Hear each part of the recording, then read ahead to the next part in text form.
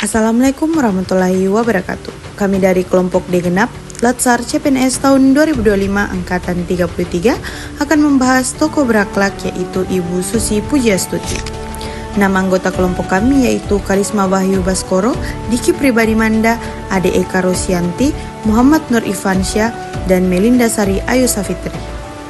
Ibu Susi Pujiastuti lahir pada 15 Januari 1965. Beliau seorang pengusaha Indonesia yang pernah menjabat sebagai Menteri Kelautan dan Perikanan. Ia dikenal akan kebijakannya yang tegas terhadap penangkapan ikan ilegal, namanya bahkan dikaitkan dengan kata tenggelamkan. Itulah kata kunci ketegasan. Namun di balik ketegasan tersebut ada prinsip kerja yang kuat. Ibu Susi Pujiastuti adalah salah satu tokoh masa kini yang bisa dijadikan inspirasi untuk kita semua. Ketegasannya adalah wujud nyata dari ketaatan beliau pada prinsip kerja ASN berakhlak. Fokus pada kesejahteraan nelayan. Kebijakan beliau yang tegas dalam memberantas illegal fishing atau yang kita kenal dengan penangkapan ikan secara ilegal dan melarang alat tangkap yang merusak lingkungan bertujuan untuk menjaga sumber daya laut agar stok ikan melimpah yang pada akhirnya akan meningkatkan tangkapan dan kesejahteraan nelayan Indonesia.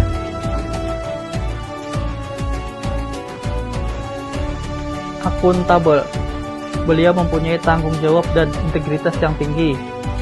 Beliau menunjukkan tanggung jawab yang kuat terhadap tugasnya, terbukti dari ketegasan dan transparansi dalam kebijakan. Salah satu contoh yang paling sering dikutip adalah keberanian beliau menolak tawaran suap dalam jumlah besar untuk mengubah kebijakan.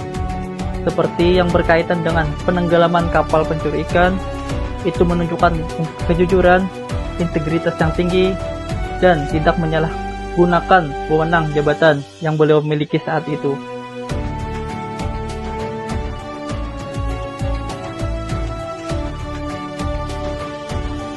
Kinerja terbaik dan penghargaan.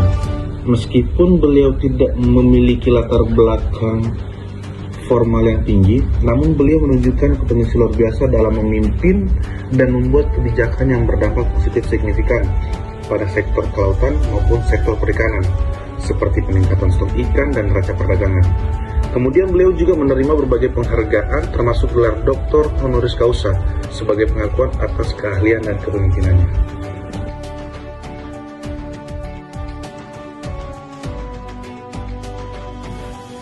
Harmonis, kepedulian sosial dan empati. Selain kebijakan kerja, beliau juga menunjukkan kepedulian terhadap sesama, misalnya dengan menggelar penggalangan dana atau charity sale dari barang-barang pribadinya untuk membantu korban bencana alam, menunjukkan sikap empati dan peduli terhadap lingkungan sekitar. Kemudian loyal, bela negara dan kepentingan publik.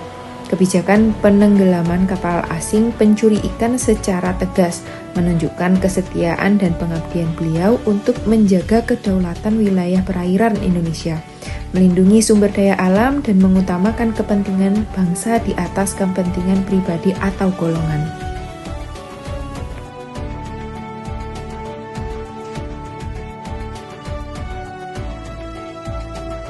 Beliau adalah sosok yang proaktif dan adaptif, selalu mencari solusi yang inovatif.